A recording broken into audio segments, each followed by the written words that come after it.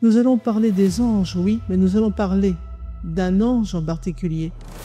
L'archange Saint-Michel, c'est bien le moins qu'on lui doive, ici sur ces terres.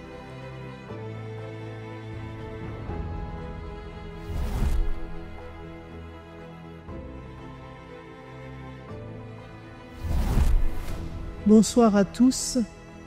Je veux d'abord vous dire à quel point je suis heureuse d'être là ce soir, car nous sommes sur les terres de Saint-Michel, dont je vais avoir le plaisir de vous parler, en ce 600e anniversaire de ses apparitions à Jeanne d'Arc.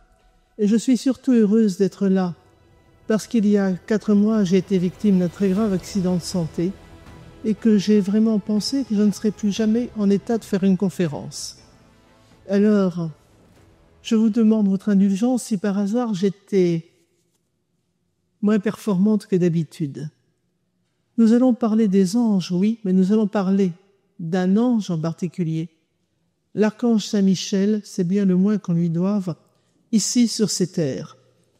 Alors pour un historien, c'est une espèce de défi de parler d'un personnage que je qualifierais sans hésitation d'historique, car pour moi, Saint-Michel est un personnage historique qui est intervenu plus d'une fois dans le déroulé de l'histoire humaine, mais il s'inscrit aussi hors du temps, ce qui pour un historien est pour le moins déconcertant, vous en conviendrez. Saint-Michel est dans l'éternité. Tout commence par ce que j'appelle quelquefois la guerre civile au paradis. Alors, nous sommes quelque part dans l'éternité. Il y a très longtemps ou il y a très peu de temps, ça dépend de votre conception de l'éternité, le jour, je mets des guillemets à jour, où Dieu décide de révéler aux êtres spirituels qu'il a créés en premier son plan. Vous savez que Dieu est un pur amour tellement grand qu'il ne peut que se communiquer, qu'il a besoin de communiquer cet amour. Et cela le pousse à créer. Donc, parmi cette création, après avoir créé les anges, sa volonté qu'il va annoncer à ses esprits matériels est de donner vie à des êtres intermédiaires entre le monde purement matériel, les végétaux, les animaux, et le monde spirituel des esprits angéliques. Cet être intermédiaire, matière et esprit, c'est l'homme. L'homme, pour un ange, disons les choses telles qu'elles sont, c'est un monstre, c'est une chimère. L'esprit quasiment angélique, encagé dans la matière, mais c'est abominable, c'est invraisemblable. Et voilà que Dieu annonce aux esprits bienheureux que cette créature hybride, cet être étrange, ce monstre, sera fait à son image et à sa ressemblance, et que, contre toute attente, cette ressemblance avec lui sera plus parfaite que la leur. C'est d'ailleurs pourquoi Dieu s'unira à cette créature par ce que l'on appelle l'union hypostatique, c'est-à-dire que Dieu se fera homme pour que l'homme soit fait Dieu. Nous ne pouvons absolument pas saisir la stupeur, la panique, l'indignation qui s'empare des esprits angéliques devant ce qui leur apparaît comme un inconcevable abaissement du Créateur qui va abaisser sa nature divine jusqu'à cette créature monstrueuse. Dieu que les anges ne peuvent même pas contempler en face. Mais c'est abominable. Et voilà, pire encore, si l'on en croit Saint Basile le Grand, Saint Cyprien, Tertullien, Saint Bernard, eh bien, Dieu va annoncer aux anges qu'il va se faire homme et qu'il s'incarnera dans le sein d'une femme. Le Créateur, l'incréé, s'incarnant dans le sein d'une créature. Le choc est immense pour les anges, absolument immense, mais il l'est surtout pour l'un d'entre eux, pas n'importe lequel, pour le prince des séraphins, c'est-à-dire le plus haut esprit. Il s'appelle Lucifer. C'est la créature la plus belle, la plus parfaite, la plus intelligente, la plus aimante, jamais formée par Dieu. Et pour cet être quasiment parfait, c'est intolérable. Comment le Dieu qu'il sert, qu'il adore, qu'il vénère, sans le voir, car il n'a pas encore la connaissance de la lumière divine, comment ce Dieu qu'il aime pourrait-il abaisser sa grandeur en dessous même des ailes de celles des anges pour se muer en une espèce d'animal, prisonnier de la matière et à l'intelligence spirituelle fatalement limitée? Comment cela serait-il possible? C'est un scandale. Cela ne doit pas être. Si cela était, c'est que Dieu se tromperait. Mais Dieu ne se trompe pas. Et voilà le premier malheur de Lucifer. Il est saisi par le doute à partir de l'instant où il envisage que Dieu puisse se tromper. Son amour est assombri. À côté de lui, le second des séraphins, son lieutenant, ne se pose aucune question. C'est un ange de paix et de miséricorde, d'une humilité profonde. Il est le second, il l'a toujours su, il l'accepte. Il est entièrement donné à Dieu, il ne remet aucune de ses décisions en compte. Il ne s'interroge pas sur le bien fondé des vouloirs du Très-Haut. Sans se poser de questions, lorsque Dieu révèle aux anges le mystère de l'incarnation, qu'il montre la seconde personne de la Trinité incarnée est sa mère, et qu'il leur demande de les adorer, le second de Lucifer, sans se poser la moindre question, se prosterne et il adore. Il adore, il supplie Lucifer, son ami qu'il aime, d'en faire autant. Mais comment Lucifer le pourrait-il? Comment lui, comblé de perfection, pourrait-il s'abaisser de la sorte devant cette créature immonde? Vénérer une femme revêtue du titre invraisemblable de mère de Dieu? Quelle aberration! Comment Dieu peut-il demander cela à ses anges, et en particulier à lui, le prince angélique entre tous? Le sceau de ressemblance d'une beauté parfaite? Non, jamais. Lucifer n'adorera pas ce qui lui est incurablement inférieur. Et il refuse en hurlant « Je ne servirai pas ».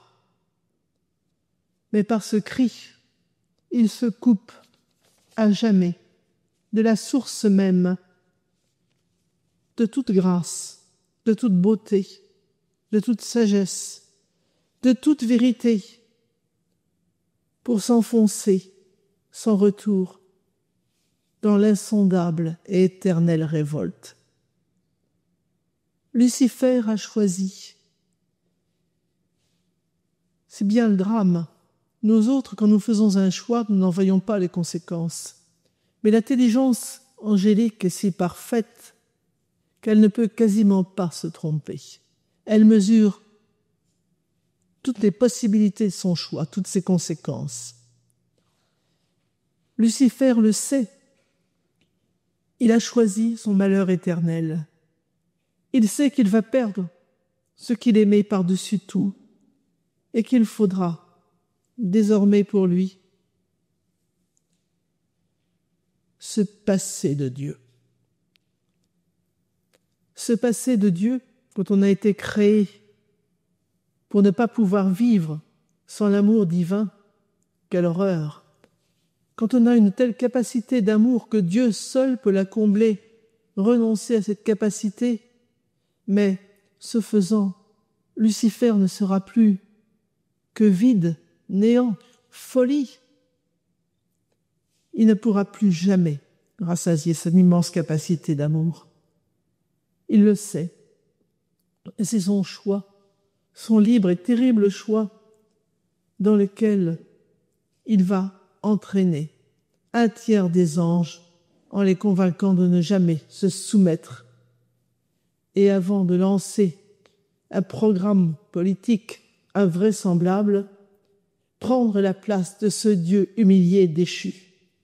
Et Lucifer monte à l'assaut du trône divin en criant « Je serai comme Dieu, je serai l'égal de Dieu. » Oui, Lucifer ne se pense plus par rapport à Dieu, dans sa logique de créature même parfaite. Il se pense par rapport à lui-même et par rapport aux immenses dons qu'il a reçus. Il se voit au lieu de regarder Dieu, il ne contemple plus, il s'admire. Et en se contemplant, il se détache de Dieu. Et en se détachant de Dieu, il perd les immenses dons qu'il possédait, dont il a oublié que Dieu seul lui avait communiqué. Je ne servirai pas, je serai comme Dieu, je serai l'égal de Dieu, ce Dieu misérable qui a osé s'abaisser jusqu'à l'humain. Et Lucifer, par son orgueil, perd instantanément toutes ces grâces dont il était si fier, pour n'être plus que la tragique caricature de lui-même. Pour lui, la lumière divine est éteinte, à jamais. Sa nature angélique est toujours là, mais défigurée, méconnaissable, mensongère. Sa beauté est devenue laideur. Son intelligence est tellement faussée qu'elle ressemble à une sorte de folie. Il est devenu le prince de l'erreur, le maître du mensonge. La grâce est morte pour lui. Il le sait, mais il ne peut pas revenir en arrière. Les anges n'ont pas la capacité du repentir. Ils sont si parfaits que Dieu ne leur a pas donné. Lucifer comprend soudain qu'il a perdu ses dons et qu'il est coupé à jamais de Dieu. Coupé à jamais de Dieu? Mais il vaudrait mieux mourir. Oui, mais il est immortel. Il est un pur esprit. Il n'était moins que tout autre capable de faire un mauvais choix. Pourquoi l'a-t-il fait? Par orgueil, simplement par orgueil. Et dès lors, à la place de la lumière qu'il communiquait aux cœurs inférieurs des anges, c'est la haine, ce sont les ténèbres qui sourdent de lui. Des ténèbres dans lesquelles vont s'enfoncer et Lucifer et un tiers des anges. Séraphins, chérubins, trônes, domination, puissance, vertu, principauté, anges et archanges, trompés par leur prince déchu, se laissent séduire par ce mensonge invraisemblable. La béatitude éternelle n'est pas en Dieu, elle est en nous-mêmes. Je dis parfois que Lucifer ressemble à ce phénomène cosmique, le trou noir, dans lequel s'engloutissent des étoiles assassinées. Lucifer est un trou noir dans lequel vont s'engouffrer des étoiles angéliques mortes. Il le sait. Et quand les anges qui l'entraînent derrière lui s'en aperçoivent, ils comprennent avec horreur qu'ils se sont trompés plutôt que Lucifer les a trompés, qu'il les a égarés, dans un monde de cauchemars. Mais prince du mensonge, maître d'erreur, seigneur des ténèbres, ah oui, peut-être, mais prince, maître et seigneur, il l'est toujours, que cela plaise ou non à Dieu. Et dès cet instant, Lucifer comprend que sa joie, si l'on peut appeler ainsi, sera bien différente. Il a perdu Dieu à jamais, ô deuil inconsolable. Mais tout cela, tous ces anges qu'il entraîne avec lui, l'ont perdu aussi. Et c'est autant qu'il a volé à ce Dieu qu'il est maintenant, autant qu'il l'a aimé. Mais cela ne suffit pas. Le vrai responsable, les vrais responsables, ce ne sont pas les anges qui l'entraînent, c'est cet homme et cette femme que Dieu aime plus que lui.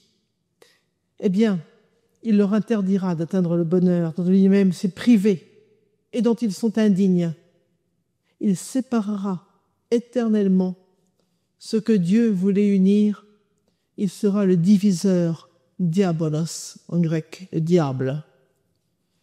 De toute façon, plus il y réfléchit, avec son intelligence désormais malade et coupée de la vérité, plus il y réfléchit, plus Lucifer se persuade que tout est de la faute de Dieu.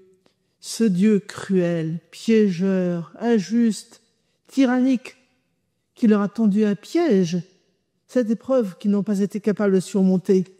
Oui, un tyran. Dieu est un tyran. Ah bah, le tyran. C'est ce que l'on appelle l'inversion des valeurs. Le bien et le mal, le beau et le laid, et ainsi de suite. Eh bien, il faut prendre la place des tyrans. Il faut le détrôner. Je serai l'égal de Dieu, je serai comme Dieu, hurle Lucifer en se lançant à l'assaut du trône divin. À la stupeur des cœurs angéliques bons et mauvais, la volonté divine et la colère divine n'anéantissent pas le rebelle. Non. Car Dieu ne se repent jamais de ce qu'il a créé. Le silence de Dieu répond à l'insulte de Lucifer qui s'en trouve enhardi. C'est alors qu'un cri indigné déchire les cieux. Qui ose se dire l'égal de Dieu? Qui est l'égal de Dieu?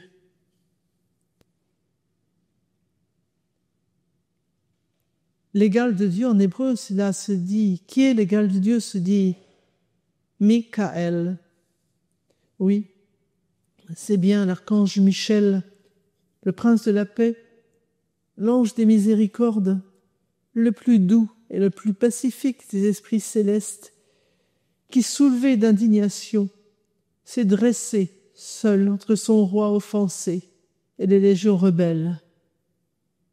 Mais un Michel transfiguré, ce n'est plus l'humble second, c'est un archange sublime, baigné de la clarté divine, car lui, maintenant, contemple Dieu, enfin, face à face. Ce que Lucifer ne fera jamais. Et des milliards de milliards d'anges, des myriades rangés derrière lui, à qui il transmet la lumière divine, reprennent son cri de guerre. Qui est comme Dieu? Alors, il y eut bataille dans le ciel. Michel et ses anges combattirent le dragon et ses troupes, et le dragon riposta avec ses anges, comme le dit le livre de l'Apocalypse au chapitre 12. Mais c'est la force de Dieu qui se répand dans les anges fidèles jusqu'aux plus humbles. Comme le disait saint Thomas d'Aquin, celui qui adhère à Dieu est plus fort que les légions démoniaques. Cette force de Dieu, Lucifer et ses légions ne peuvent pas la vaincre. Elles ne peuvent pas tenir contre elle. La splendeur de Dieu les repousse. Cette splendeur, cette lumière, cette beauté, cette vérité, cette grâce qu'elles ont refusée, toutes ces merveilles qu'ils ont méprisées ne peuvent plus être leur demeure. Elles les brûlent. La présence divine, le ciel, ces merveilles leur sont insupportables. Ils doivent fuir loin, très loin de ce qu'ils ont refusé. C'est vrai également des damnés, dit-on, car Dieu ne damne pas. C'est devant l'immensité de leurs fautes que les damnés comprennent que leur place n'est pas devant Dieu. Alors ils hurlent dessous et furent chassés du ciel. Et ils tombent comme une pierre, tel un éclair. Lucifer n'est plus Lucifer, le porteur de lumière, il est Satan. Comment es-tu tombé du ciel, étoile du matin, fils de l'aurore? S'exclame la Bible. Par orgueil, par mépris, par rébellion. Mais l'ange Lucifer a perdu une bataille, il pense encore pouvoir gagner la guerre. Mais la guerre, il ne la gagnera jamais, car en face de lui, il a Michel et les bons anges. Voilà comment Saint Michel est devenu pour les croyants l'ange guerrier par excellence, le prince de la milice céleste. Cependant, cet aspect que nous connaissons tous ne saurait résumer ni sa très riche personnalité, ni ses attributions. Le plus grand parmi les princes est le chef de la milice céleste, dit-on de lui.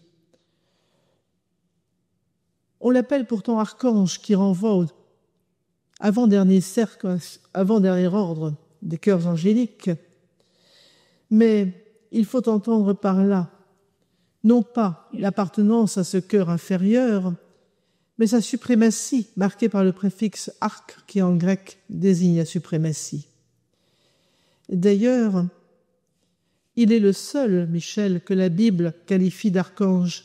Elle ne donne même pas ce titre aux deux autres archanges nommés dans les textes sacrés, à savoir Gabriel et Raphaël.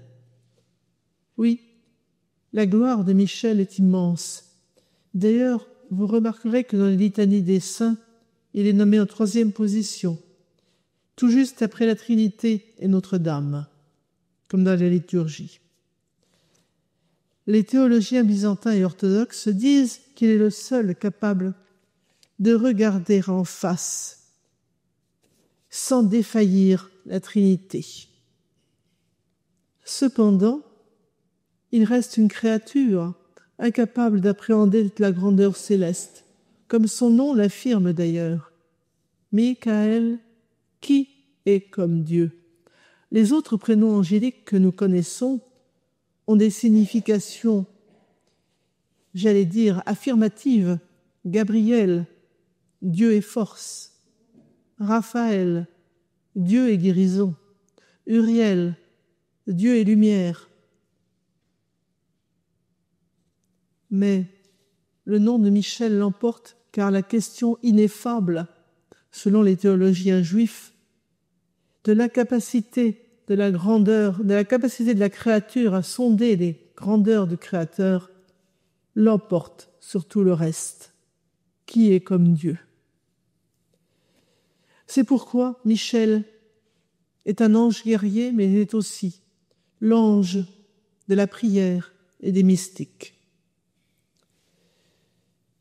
Le Kaddish l'honore sous le titre de prince des miséricordes. Il est le vigilant protecteur d'Israël. Il apparaît dans le livre de Daniel, où il est présenté comme l'ange gardien du peuple élu. Dans l'épître de Jude, au sujet de la dispute autour du corps de Moïse, que Satan veut faire adorer par le peuple juif et que Michel lui ravit, sans néanmoins jamais l'insulter, lui disant simplement que le Seigneur te réprime. Puis au chapitre 12 de l'Apocalypse, nous parlions tout à l'heure, évoquant le double combat, celui des commencements et celui de la fin, entre Michel et Satan et ses légions. Pourtant, des commentateurs, des exégètes, dont saint Jérôme, ont pensé le reconnaître dans d'autres textes. Il serait cet ange de Yahvé qui secourt Agar abandonnée au désert. Ce serait lui qui porte le feu du ciel sur Sodome et Gomorrhe. Lui qui inspire l'enfant qui sauve la chaste Suzanne des accusations mensongères des vieillards. Lui qui conseille Josué avant le combat. Selon Paul, dans l'Épître aux Thessaloniciens, Michel est l'ange qui empêche le déchaînement des forces sataniques jusqu'à l'ultime moment qui précédera la parousie et laissera croire aux démons en apparence victorieux qu'il a gagné la bataille. Il est regardé comme l'aspirateur de Saint Jean à Patmos et la liturgie l'identifie à l'ange qui se tient à la droite de l'autel des parfums. On dit aussi qu'il lui revient à notre naissance de désigner l'ange gardien de chacun d'entre nous. Logiquement, l'ange gardien d'Israël est devenu par la suite l'ange de l'Empire romain chrétien, puis celui de la France. Saint Grégoire le Grand dira « Toutes les fois que Dieu veut opérer une merveille, il envoie Saint Michel. En l'honorant, les peuples attirent sur eux d'innombrables bienfaits. » Ainsi peut-on lire toute l'histoire d'Israël à la lumière des interventions micheliennes. Comme le dit la prière du Kippour, Michel, prince des miséricordes, priez pour Israël afin qu'il règne dans les cieux et dans la lumière qui sort de la face du roi, assis sur le trône des miséricordes. Pourtant, Saint Michel se détourne d'Israël le vendredi saint à 15h en déchirant le voile du temple pour reporter sa protection sur le nouvel Israël, l'Église. Michel est celui qui a pouvoir sur l'Église et la gouverne, affirme un texte qui n'a pas été retenu dans les livres canoniques, le pasteur d'Hermas. Et c'est lui, croit-on, qui fit évader Saint Pierre de sa prison.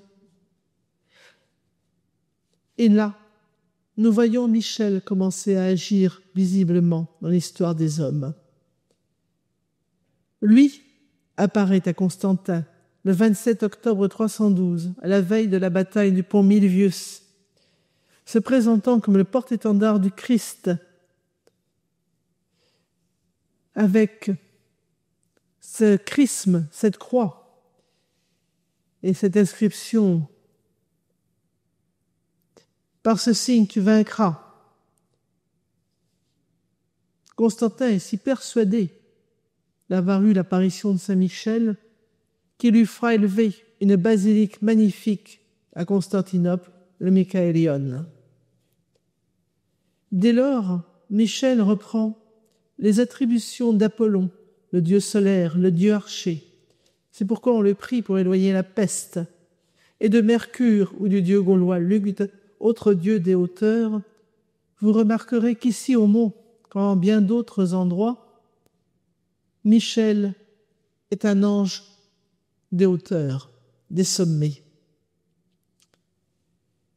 Le premier sanctuaire européen à lui être dédié le sera en 429 en Italie, à Spolète.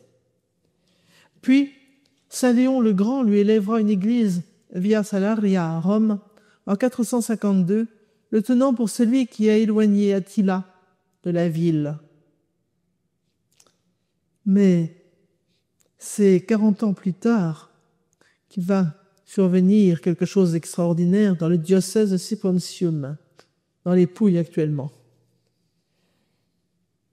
Un propriétaire terrien s'aperçoit qu'un de ses taureaux, une bête de concours, s'est échappé de son enclos.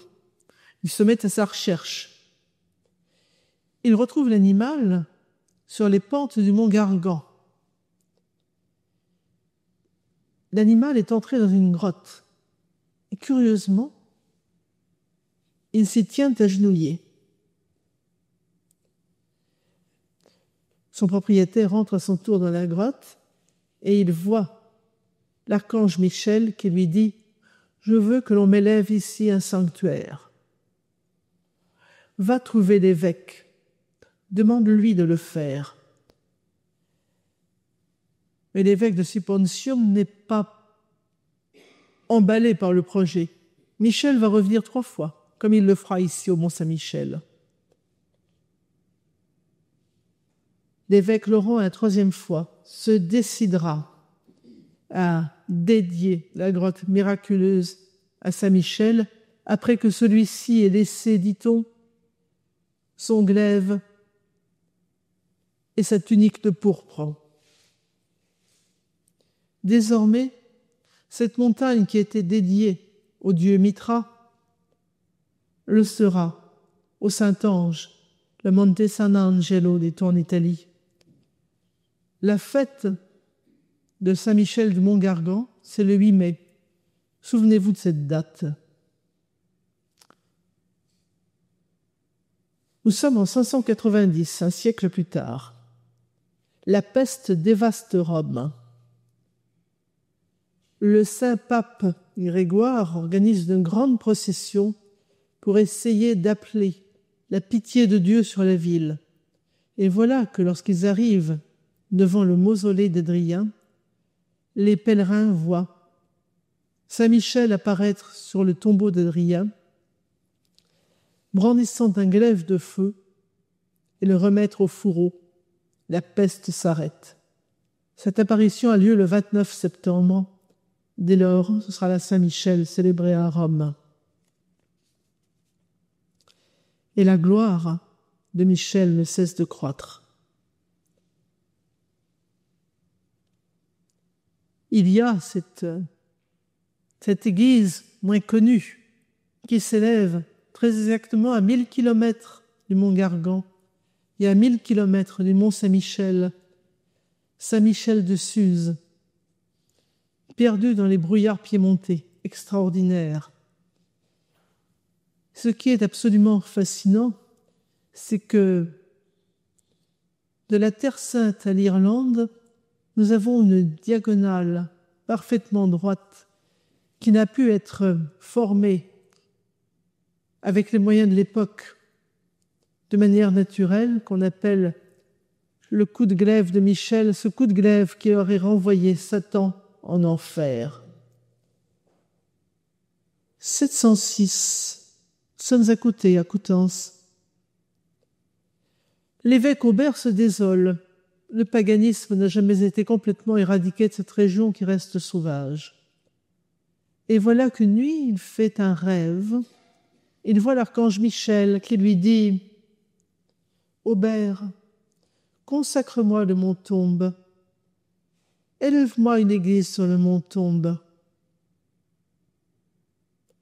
Oui, ça n'a pas l'air d'enthousiasmer Aubert que cela a enthousiasmé Laurent Sippontium. Alors Michel revient. C'est toujours une mauvaise affaire de faire revenir un ange puissant comme Michel. Les anges sont chatouilleux, ils ont un caractère un peu difficile. Ils se fâchent facilement, il vaut mieux le savoir. Souvenez-vous de Saint Gabriel apparaissant au temple devant le prêtre Zacharie, puisque tu n'as pas cru, bien tu seras muet jusqu'à la naissance de ton fils. Il ne faut pas contrarier les anges. Donc, Michel revient 2 fois et Aubert n'obtempère pas. Alors, la 3e fois, dit-on, Michel lui met l'index sur la tempe et il fore un trou.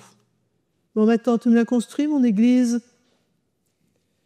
Autrefois, l'on racontait que la première nuit qu'Aubert alla passer dans la chapelle qu'il venait d'installer sur le mont Saint-Michel, sur le futur mont Saint-Michel, sur le mont Tombe, une tempête épouvantable se déchaîna, une grande marée comme on n'en avait jamais vu, suivie d'un séisme épouvantable qui secoua le mont jusqu'à engloutir l'immense forêt qui l'entourait. Satan défendait un de ces derniers hauts lieux. Nous retrouvons une histoire un peu comparable au Skellig Michael en Irlande. De glorieux guerriers irlandais sont partis combattre un monstre affreux, un dragon rouge. C'est un animal ambivalent, le dragon, dans la mythologie celtique. Ils sont partis combattre ce dragon et ils ont été dévorés par le dragon. Alors, personne ne s'y risque plus, évidemment. Et le grand roi d'Irlande fait une sorte d'appel d'offres. Qui est-ce qui va aller tuer le dragon rouge? On ne se bat pas pour y aller. Et puis un matin, quelqu'un dit « Le dragon est mort ». Et on a retrouvé les armes du chevalier qui l'a tué devant la grotte où il se réfugiait. Ah, qui est le chevalier qui s'y est risqué? C'est l'archange Michel. Et on a une révélation, il faut porter les armes de Saint-Michel dans son plus grand sanctuaire. Alors, que pensent les bons Irlandais? Eh bien, que le plus grand sanctuaire de Saint-Michel, évidemment, c'est le Mont Gargan. Ça fait loin les talibans. Enfin, ils sont courageux, ils prennent les reliques, ils partent. Ils se rendent jusqu'en France. Et voilà que, à quelques kilomètres de leur point de débarquement sur la côte, c'est épouvantable, ils n'arrivent plus à avancer. Et les reliques pèsent tellement lourd qu'ils ont des pieds de plomb. Et quand par hasard ils arrivent à faire quelques pas, ce sont des pas en arrière. Et soudain, ils comprennent, ils se sont trompés de sanctuaire, le plus grand sanctuaire de Saint-Michel. Ce n'est pas le mont Gargan, c'est le mont Saint-Michel, où l'on va déposer effectivement les armes trouvées au Skellig Michael. Après cela, comment douter qu'il soit le protecteur de la France? En 813, Charlemagne va lui consacrer ses États. Ecce Michael, princeps magnus, venit in adiutorium meci. Voici Michel, le grand prince, il est venu à mon aide. Il va lui falloir cette aide. Alors nous parlons d'une époque plus poétique que la nôtre.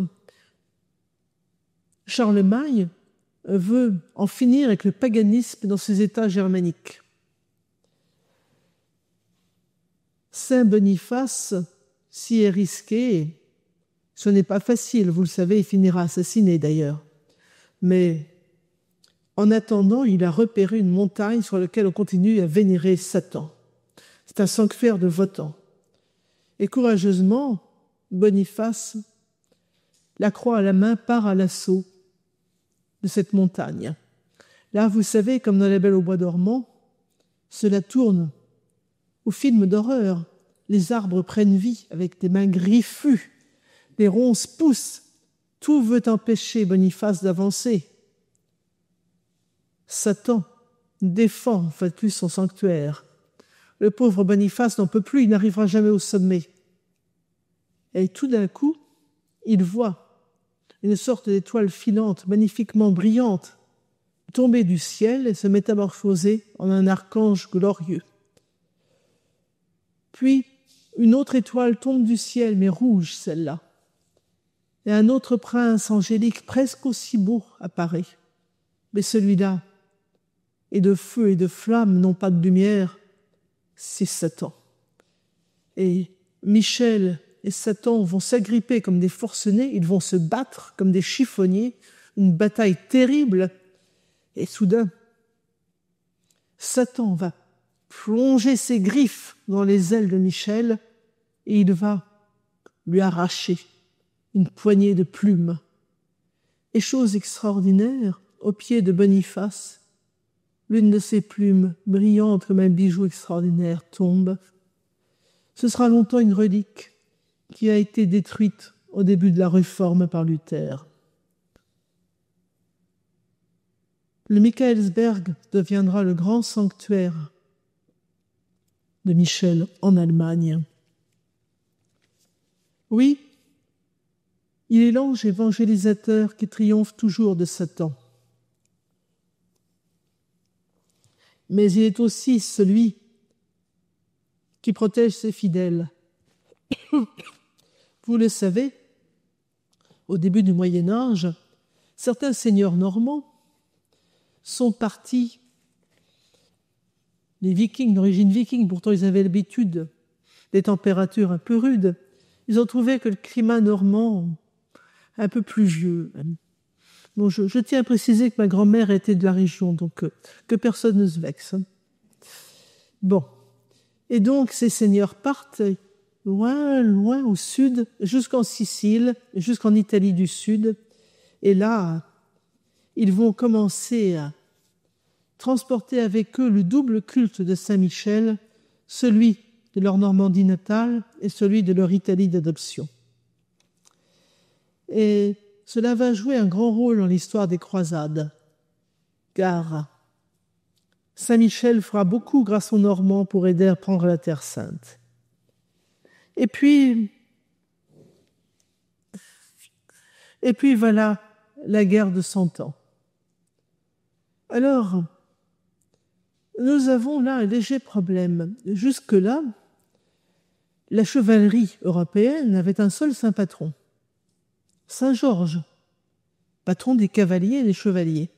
Mais, petit problème, Saint Georges est le patron de l'Angleterre.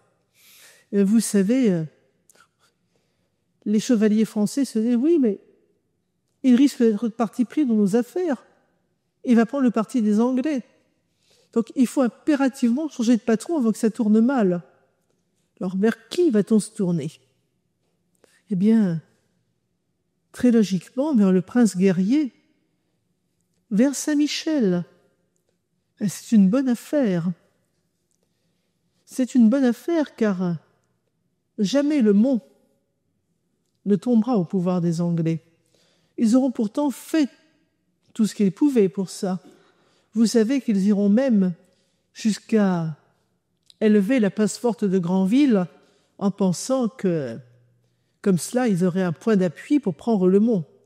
Eh bien, ils ne le prendront jamais. Ils ne le prendront jamais parce que chaque fois que l'affaire semblait bien embarquée pour eux, un mystérieux chevalier blanc sur un cheval blanc apparaissait au secours d'un petit poignée de chevaliers français qui défendaient le Mont et mettait les godons en déroute. Pourquoi pas? Nous sommes à l'été 1625,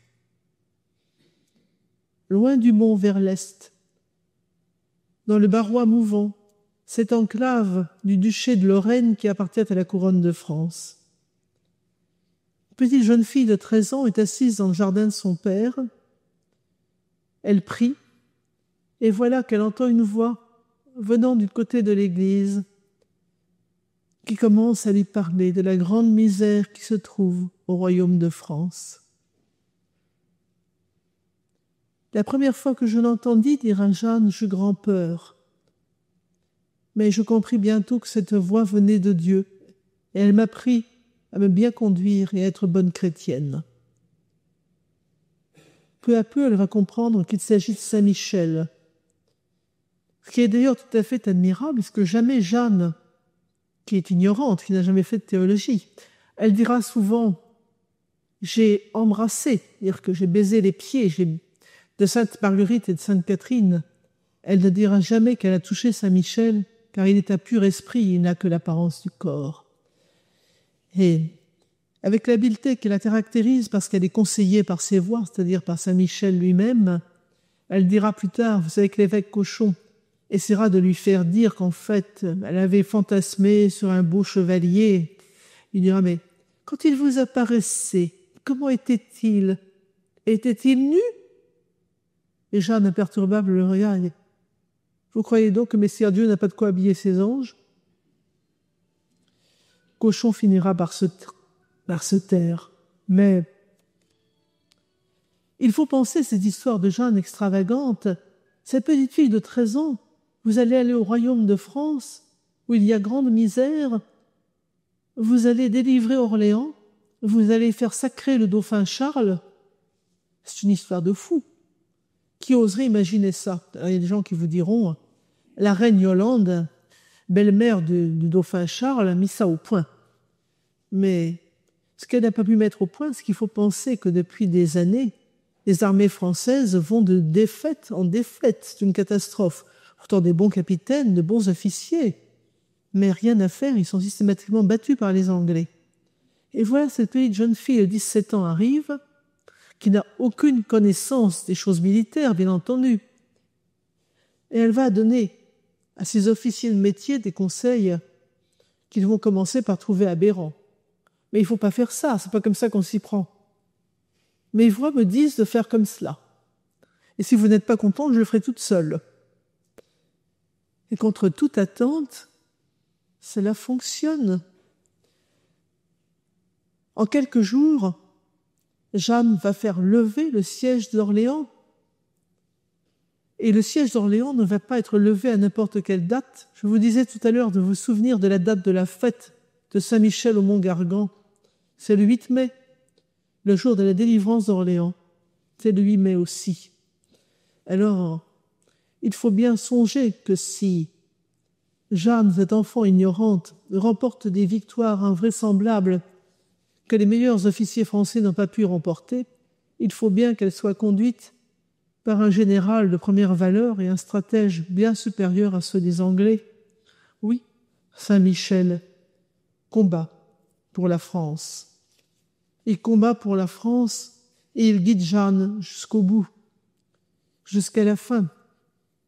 Quand elle expliquera qu'elle le voyait porter la couronne sur la tête de Charles en compagnie de Saint Gabriel, on oublie toujours que Saint Gabriel est apparu en même temps que Saint Michel, à tel point que sur le blason de France, on voit les deux archanges qui soutiennent les 3 fleurs de lys. Mais Jeanne, à la dernière minute sur le bûcher, vers quoi regardera-t-elle? Vers l'église qui se trouve sur la place du Vieux Marché, juste en face du bûcher. À qui est-elle dédiée, cette église? À Saint-Michel.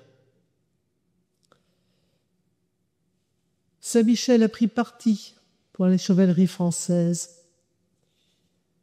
Les rois le savent. Louis XI s'en souviendra. Il attribuera à l'archange d'avoir été sauvé d'un accident stupide et il accordera au mont la permission de mettre les lys de France sur leur blason. Il fondera aussi l'ordre de Saint-Michel, qui fut pendant plusieurs centaines d'années le plus glorieux de la chevalerie française. 7 octobre 1571, la bataille de Lépante. Là encore, le pape Saint-Pie V dira que Saint-Michel est intervenu. Oui, il intervient toujours dans les affaires des hommes. 1652, la reine Anne d'Autriche renouvelle la consécration de la France à l'archange. Et puis, à partir de 1722, plus rien. C'est ici que Saint-Michel et les anges disparaissent de tous les documents officiels. C'est le début de l'ère des Lumières et d'un grand désamour pour les anges. On n'y croit plus. On n'est pas encore tout à fait au temps où on parlera de cette mythologie emplumée, mais on n'en est pas loin. Mais quand on se prive des anges, on se prive de puissants protecteurs, on se prive d'une aide dans le combat contre Satan. Et comment l'oublier? Si vous chassez les anges de la révélation, vous allez voir qu'on a quand même quelques difficultés. Qui est apparu à la Sainte Vierge le matin de l'Annonciation, si ce n'est pas Saint Gabriel? Est-ce que les évangélistes seraient des menteurs? Non, nous ne pouvons pas nous passer des anges. Qui est apparu au tombeau pour dire que le Christ était ressuscité? Mais nous étions dans une époque rationaliste à partir du XVIIIe siècle. Que faire des anges? Qui peut encore y croire? Quelle plaisanterie! Alors, en se privant d'eux, eh bien, peu à peu, la France, l'Église et le monde se privent d'une protection qui va laisser, comme le disait le pape Paul VI, entrer dans l'Église et fumer le Satan. Le pape Léon XIII va vite le comprendre. On sait qu'un jour de 1886, à la fin de la messe, il a une apparition qui l'épouvante. Il voit, il entend Satan parler au Christ et lui demander plus de temps pour détruire l'Église. Plus de temps et plus de moyens. Jésus va lui répondre, eh bien, tu veux plus de temps et plus de moyens, je te les accorde, essaye, fais ce que tu veux, je te le permets. Et Léon XIII comprend que des violences extraordinaires vont se déchaîner contre l'Église. Et alors il a l'inspiration de cette prière que l'on dit à la fin de la messe, « Saint Michel Archange, défendez-nous dans le combat, soyez notre secours contre les embûches du démon que Dieu lui commande. Repoussez en enfer Satan et les autres esprits mauvais qui se sont répandus dans le monde en vue de perdre les hommes. » Oui, c'est absolument nécessaire de recourir aux anges. C'est bien ce que dira l'ange de Portugal quand il apparaîtra aux enfants de Fatima en 1917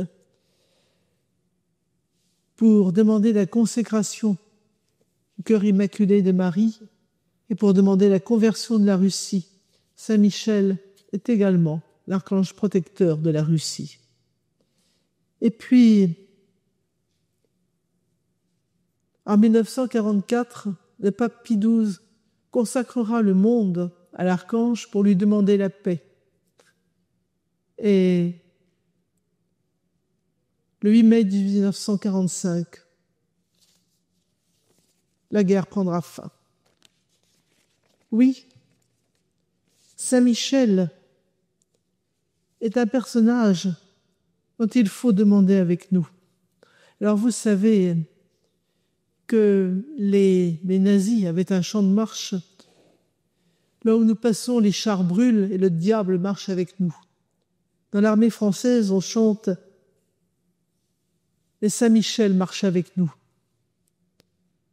C'est pourquoi Michel est le patron des paras. Je suis très fier d'avoir connu il y a quelques années, il est mort maintenant, un vieux prêtre aumônier militaire qui a fini ses jours aux Invalides, l'abbé Casta. Je cite cette très belle prière dans mon livre. Je ne donnais pas son nom, je vous le donne, c'était l'abbé Michel Casta. Mais il avait obtenu de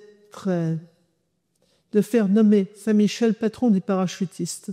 Il me racontait un jour que la première Saint-Michel au Mont, il a assisté à une scène extraordinaire. Il y a eu un saut au-dessus du mont, et voilà qu'un des parachutistes est emporté par un coup de vent, comme ça peut arriver, et il fonce droit sur la flèche.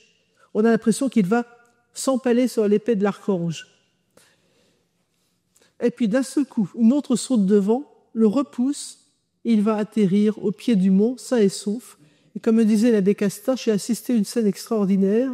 Il a enlevé son parachute, il a ramassé son béret rouge, et il a couru comme un fou vers la chapelle. Il est allé poser au pied de Saint-Michel. Oui, l'abbé Casta, j'y reviendrai tout à l'heure, c'était un personnage qui avait de grandes amitiés avec Saint-Michel. Il faut se souvenir que jusqu'à une date récente, il y a encore une vingtaine d'années, Michel était le prénom masculin le plus donné en France. Ce n'était pas pour rien. Patron de la France, patron de la Normandie, n'oubliez pas qu'il est aussi l'ange psychagogue et psychopompe, du grand mot pour dire qu'il est celui qui emmène les âmes vers Dieu et qui les pèse au moment du jugement. Il ouvre les portes du paradis. Permettez-moi de vous citer cette belle prière de Saint Basile. « Je me rassure, ô Saint Michel, car je vous ai tant aimé, qu'à ce moment suprême, vous vous souviendrez de moi et m'abriterez sous vos ailes pour cacher ma confusion. » Alors, vous allez probablement me dire, quand je vous aurai raconté l'histoire, elle est bien secouée, la pauvre fille. Pour parodier un titre célèbre, « Dieu existe, je l'ai rencontré », je vous dirai « Saint Michel existe, je l'ai rencontré ». C'est un scoop.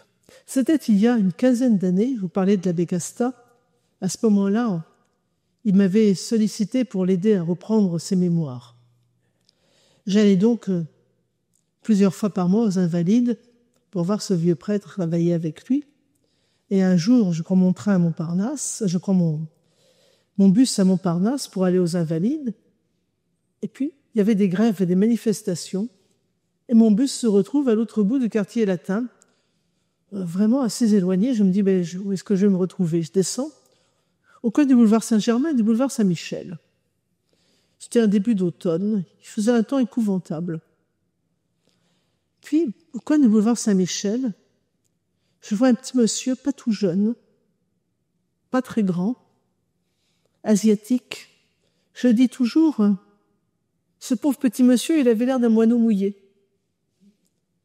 Je dis, Madame, j'ai pas l'habitude de faire la manche.